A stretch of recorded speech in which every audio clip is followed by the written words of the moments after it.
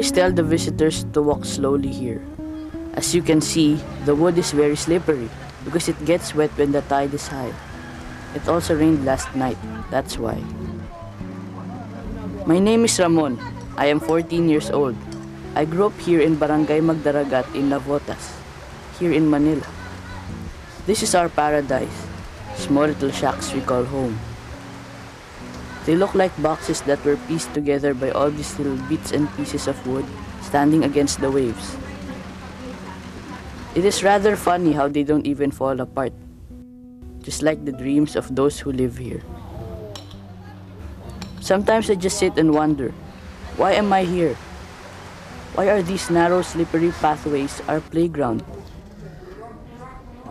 My mother says I have too many questions. I have so many dreams. A beautiful house for my mother, a new pair of rubber shoes and raincoat for my younger brother and sister, a shiny new pair of shoes for myself, shoes that I can wear to church on Sundays. But you know what my real big dream is? To be able to go to school someday. That's my playmate Junjun. He's 10 years old and stopped studying when he was in grade 1. Sometimes I feel sorry for him because he's very good in math.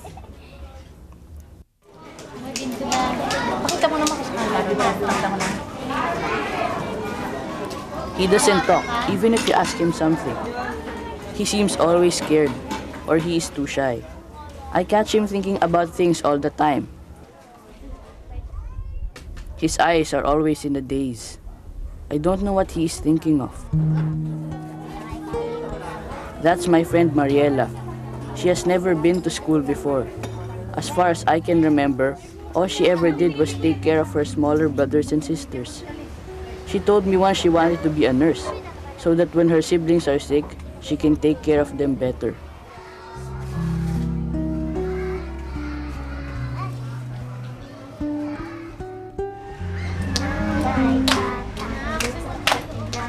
This is how we are every day, together with Jeff, Ningning, Connie, and Buboy. We await the dawn of a new day, for sunlight to cast its brightness into our lives. We believe it will come to us, one day. Di makatulog sa gabi, kaiisip, iwan ko ikaw ang aking panaginip, o bakit ba ikaw ang sa laging laman?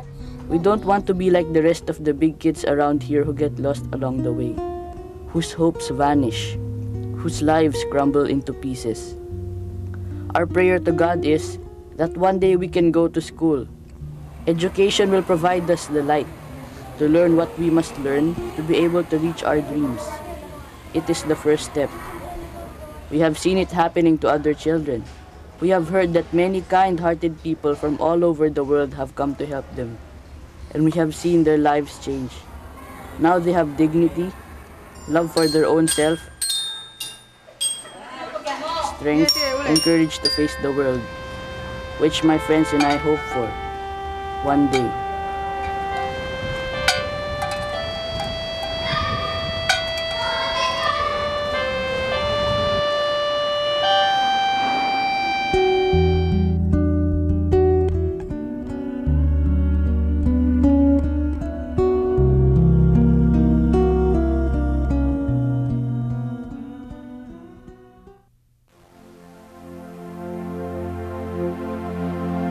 Convention on the Rights of the Child.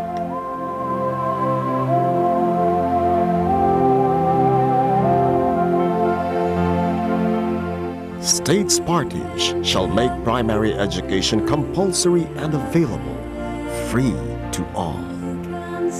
States parties shall take measures to encourage regular attendance at schools and the reduction of dropout rates. States parties shall promote and encourage international cooperation in matters relating to education, the elimination of ignorance and illiteracy throughout the world.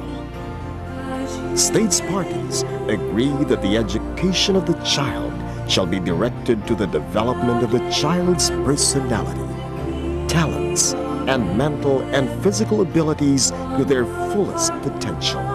and also to the preparation of the child for responsible life in a free society in the spirit of understanding, peace, tolerance, equality of sexes, and friendship among all peoples. 2 million children aged 6 and 12 years old do not go to school at all.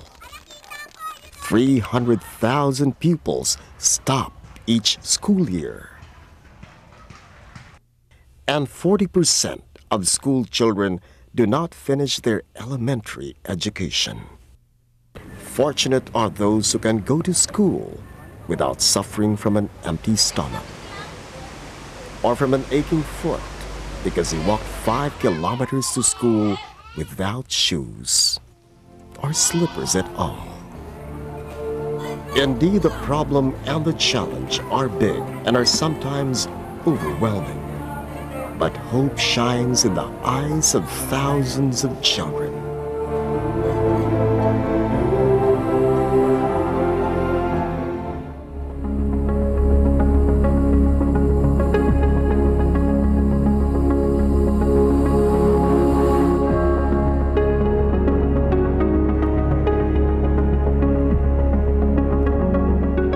Educational Research and Development Assistance Foundation Incorporated, or ERDA, has been helping poor Filipino children uplift their lives by providing opportunities for basic education.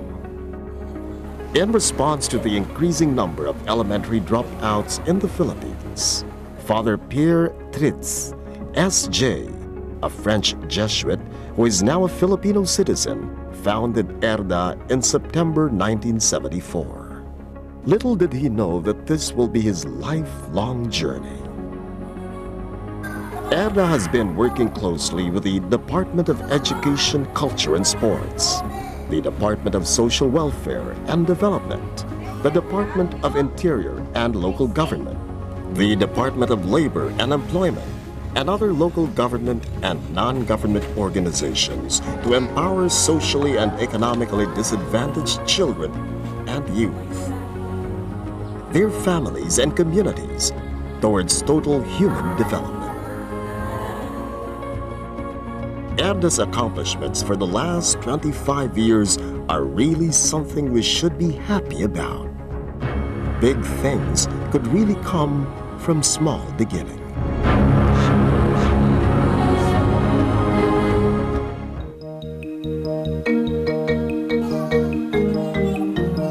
Since 1977, the preschool program has established a total of 1,667 community-based classes with 52,551 graduates.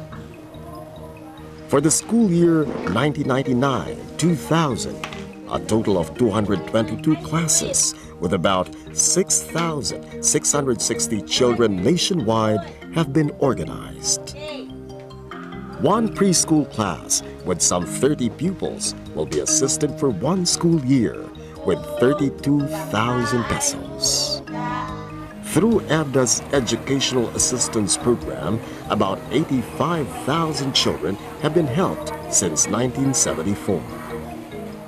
For the year 1999-2000, some 23,000 elementary children are enrolled in various public schools nationwide. Only 1,500 pesos is needed to assist a child for one school year. Every year, 30% of ERDA's total caseload are given medical services, consisting of medical checkups, consultations, medicine, hospitalization assistance, health education, and training. At present, there are about 40 groups organized in Metro Manila and in Metro Cebu who have received financial assistance for their livelihood projects using the Katipunan Socialized Credit System. Families are given the opportunity to become economically self-reliant. The continuing education program provides value formation and leadership training for the youth, community members, and leaders. The production center prepares the required school uniforms and bags for the beneficiaries. It also makes products for income generation. A temporary shelter for street children, Tuklasan, provides basic necessities and counseling so they could return to a normal life.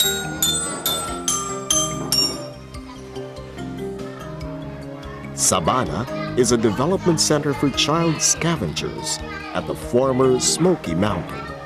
The children learn and earn through creative alternatives. The Expanding Children's Participation in Social Reform, or ECPSR project, aims to increase the participation of children in local governance and the legislative process. ERDA works with Christian Children's Fund, Plan International, and World Vision Development Foundation to carry out the project. Ano yung mga natutunan mo sa ERDA?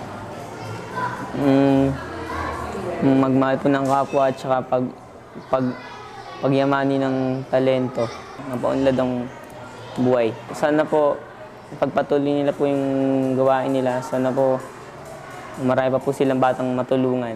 Tsaka nagpapasalamat po sa kanila. Kasi meron po akong bahay tsaka ito. Meron pong nagmamahal sa akin kahit po hindi ko sila totoong magulang. Mabuti ho ang tulong ko ng kagaya nito, daycare yung dalawa ko. Ay ito tatlong napasok, di siyempre mabuting tulong sa akin gawa ng hindi ko nabibilihin nga yung mga gamit. Tapos ay delivery yung ERDA, libre ang gamit, wala pang tuition. Ay kung tutuitionan, di siyempre kita mo naman buwan-buwan. Ay kami naman siyempre pangkaraniwan lang kami, 4 pa yung anak ko. A child must be from 6 to 14 years old. He must be a dropout or a potential dropout. For now, we are assisting elementary dropout and we are bringing them back to school. The family must cooperate with us, and there is a contract with the family that the child has to go to school, and the child is willing to go to school. And the family must be staying in that particular barangay for about 1 year. They say that 30% of the potential of the child is developed at the preschool age. So it's a formative year for a child. And if you miss that stage, then it will have a very great bearing of your elementary years. The elementary years also is very important because that's still part of your formative years. And if you don't have this basic education, definitely it's difficult for the child to pursue in high school. Investing in a child through education, a very, very important area of work, because the children will be our future. They are our tomorrow. What they are today and what they can become tomorrow would largely determine our society in the next generation. ERDA, which teaches values and has the example of father treats to follow, and although non-sectarian, still guides the youth and the children along the right direction, the right path. ERDA is nation building because it is not, especially during these times when the gap between the rich and poor has become wider, and in an era of globalization where so many have lost their jobs and where the poor are still so poor or are even poorer, that the way is to build our human resources so that they themselves can continue bit by bit in building our nation. I'm working in a French NGO named Europact, and I'm the French representative of ERDA France Philippines. ERDA France Philippines do not want to be only a funder, but really want to be involved in the implementation of ERDA Philippines field actions. Even if it's a small part in a whole project, we would like to help and to support Filipino children, especially in education, rehabilitation and training, both for the children and their families.